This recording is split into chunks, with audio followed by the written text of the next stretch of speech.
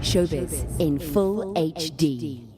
Showbiz in full HD, and a little bit of a different spin on things today because we're doing a video and we're doing audio and we're just doing everything. And Tumi Morake is here. Welcome. Hello, thank you. It is so good to have you here. So just when I thought that there was nothing you couldn't do, there really is nothing that you can't do, because now you're an author with your new book. And then Mama said, what made you decide to write a book? I'd wanted to write a book. Yeah. And funny enough, I thought my first book would be a fiction book, right? Okay. And then Penguin came and they put an offer on the table. And see, you know when you want to do something and you're like, I want to do this later. Yes. But there's an opportunity now. And you're like, And then I went, let me do it now. But the thing is, I mean, to go from thinking about doing a fiction, maybe like a romantic Mills and Boone, maybe, I don't know. Ew, no. to telling your life story is a very brave move. Yeah. But now let's go back, all the way to the struggle to become who you are.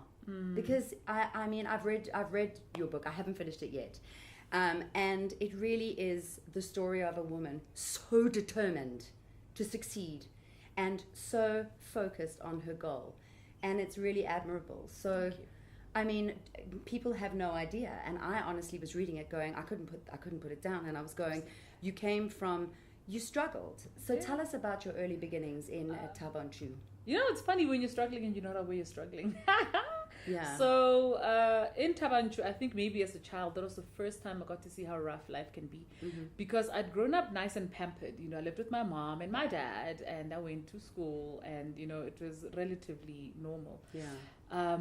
In the background, my parents were politically active, and my life was literally turned upside down when suddenly I had to move in with my grandmother. Yeah. And you guys kind of went underground, didn't you? Yes, my dad disappeared. My mom then just shipped us off to Tabanchu for a while. Yeah. And then when she left, she was arrested. So, yeah, man, I think from that point onwards, Tumi the Survivor was kind of born. Because then I was surrounded by boys, and you know boys are boisterous, and they are... I was a bit of a boys' girl as well. Yeah, I kind of like hung out with the boys. And it's a great thing, because then you... So already you're not scared of guys, and it helps you when you grow up and you're in a space that's full of men, because it's nothing new to you. Exactly. You know? Yeah. And then, I don't know... I grew up really convinced that there wasn't very much that could get in my way. I mean, the interesting thing is also the timing of it, because of what was going on in the country and what was going on with women as well. You know, things have changed, and maybe things are a little bit easier now than they were. So you had things against you and all these kind of hurdles that you had to cross. I love the stories that you tell about being at Wits and how you got into Wits and how that kind of changed you. How did that change you as a young person in South Africa, as a student, as everything? I must say, getting into Wits alone was the first time I saw that whatever I want, I can get if I just focus on it. Because, you know, when you're in matric, just to go back a bit, you apply to every university you can, or you have choices and options. I applied to one because I said, I want this one. I don't want to give anyone else a chance. This is the one I want. I'd rather go there with two things that I might want to do, and that's what I did, fine arts or drama. And I got into both, and I still decided I'd rather go with drama. And then being at Wits then made me realize how huge the world is. It made me realize how small what a small part of the world where I'd grown up was. And it also showed me that there were so many little corners you can jump into. It was great for that. I learned that I'm an independent thinker. I learned that I am very creative, not just in a workspace, but in a very personal space as well. And it taught me my own self-discipline, because now there was no one to tell me to get things done, you know, and I'm so glad it also introduced me to an outlet for humor, because I'd loved comedy since I was small. I'd loved my cartoons. I'd loved my comic strips. I love that you said your grade 4 teacher, Mrs. Walker, had Yes. said, she's like, you have got like a special something about comedy, like an understanding. She used to tell, you know why? She had very Irish humor. Yes. And I got it.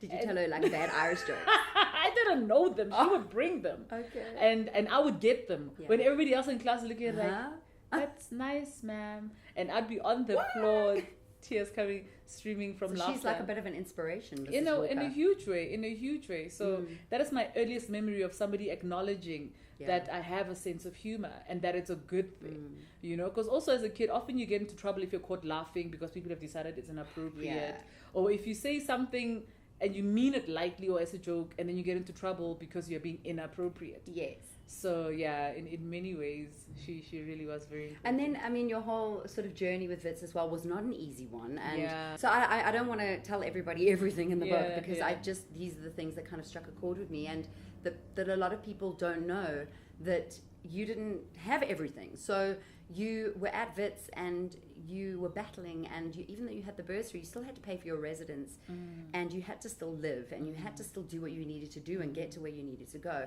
So you hung out with your friends along the way, and I mean, you say in the book you squatted. Yeah, but you had a lot of angels and people who helped you along the way. It is the most incredible thing about my life, is that for every single experience I had, I was never alone. It's beautiful. And maybe that's why on some level I always feel like, hey, I call it a struggle, but unlike a lot of people who will tell you how all they had was themselves, I've always had people around me. Or maybe the difference is I've recognized people around me, you know. Maybe you were important to them on their journey too. Yeah. You know, maybe there was a bit of a symbiotic thing going on. That's deep. I never thought of it that way. That is deep. But look, the thing with Wits is it's a reality that's hit a lot of people where you get kicked out not because you're not doing well, but because you just can't afford it anymore. And I mean, you know, I had not quite understood that bursary when I first got it, because I only got it for the 1 year and it wasn't even a full bursary. It was like 50%. Yeah. And I didn't realize that, you know, not only have they not paid for my residence, I still owe half my annual tuition. Yeah. So it was a huge learning curve for me to realize that, my goodness, girl, this thing, you're going to work for it. But and then you had to work harder. I had to work harder. And it's funny because when you meet a lot of people and you mention that you've been to university, their immediate assumption about you is, oh, okay, must be nice. Like, you're privileged. You were able to get onto university grounds. Yes. And I'm thinking, if you knew how I hustled my way onto that place and how I hustled my way to my degree eventually. Yes. It's been a trip. There's so much more I want to ask you. We're going to take a little breather now.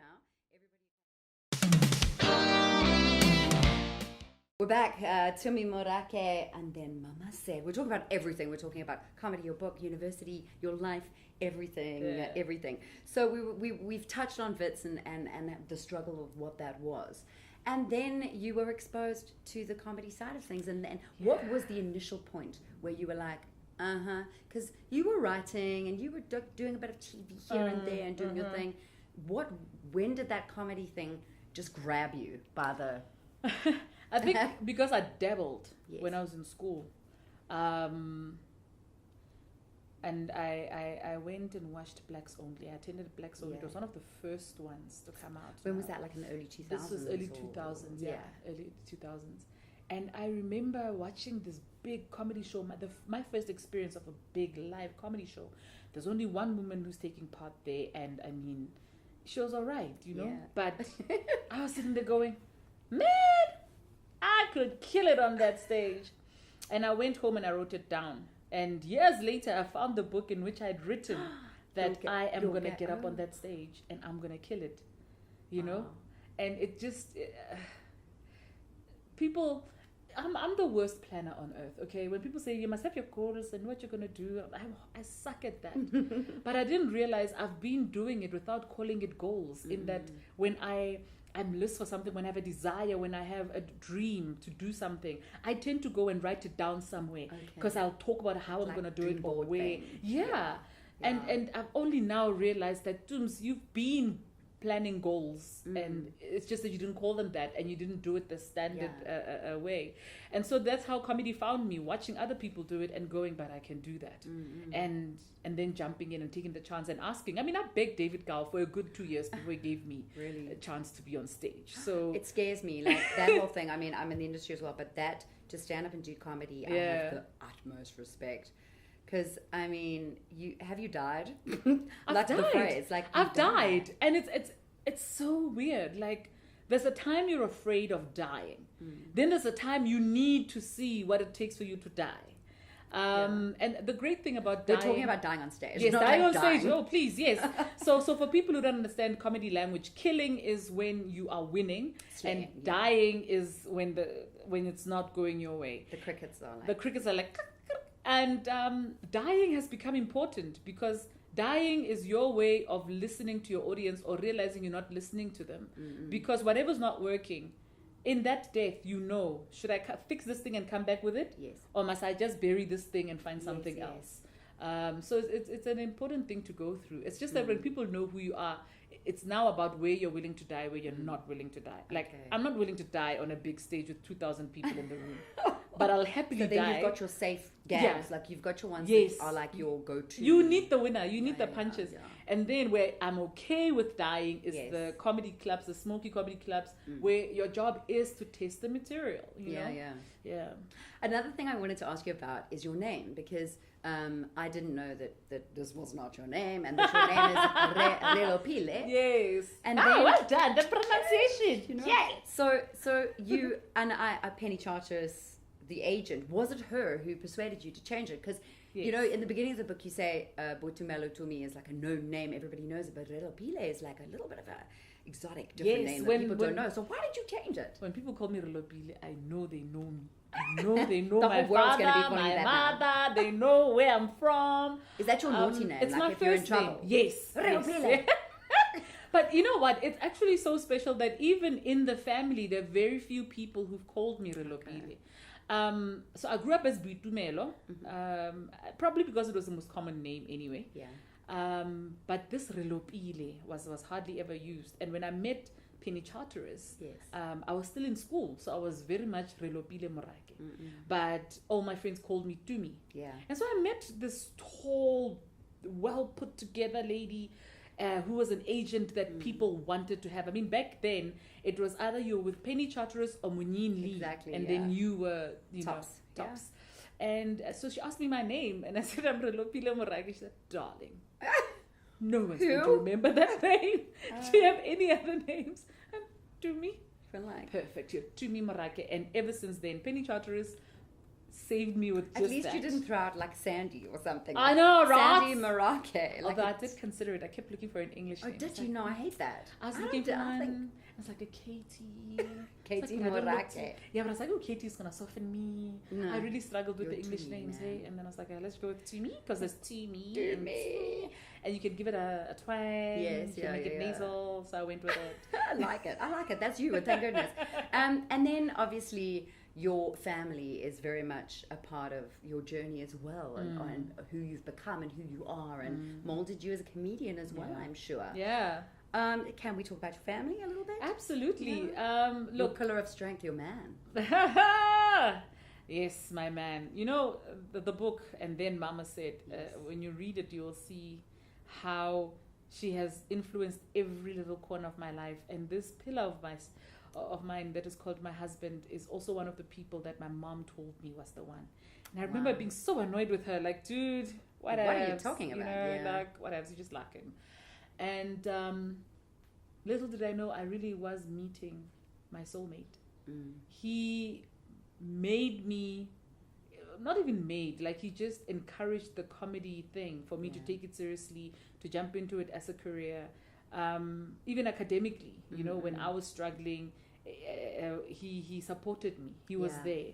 And even as I was growing just in fame and in career, he at no point allowed me to feel like I had any excuse not to push forward, not to thrive. You need a man like that. Dude. You know, to be so hard-headed, and I mean, I say that with the greatest of love, but to get what you want and to have it all, because now you're the goal with everything, I think, you know. It's hard to achieve that. I always joke with him, I'm like, dude, you realize that if you ever got divorced, God forbid, I owe you for the rest of your life. I must just keep paying you half of whatever I make, because you really are the reason I've been able to do this, you know. Congratulations as well to you. I mean, the time's gone so quickly, and we have to wrap up. I just want to keep you here forever. On the television stuff, the overseas stuff, there's just so much. When are we going to be able to see that? Oh, the Netflix special comes out in January. Okay, fantastic. So that's going to be exciting. Awesome stuff. And then the book obviously is available everywhere. They can download it. And then Mama said you can get it in the shops, exclusive books, scoops all over the show as well. What's next for Tumi Morake? A film. I thought you were going to say you were going to have like an art installation because you were going to go back to your fine art roots. Yes, it's so funny you should say that because I've actually started painting again. I'm trying to get back into it. So it's going to be this art installation or like some kind of just like... I have to give you an exclusive now because now you put the idea in my head and then I'm going to do the thing. Can you call it and then Helen said your art installation? I see it. I'm in. Okay, well, we can't wait to hear about that. You're going to have to keep in touch now to let me know what's coming. Get the book. And then Mama said, and congratulations to you on all your accolades and everything coming.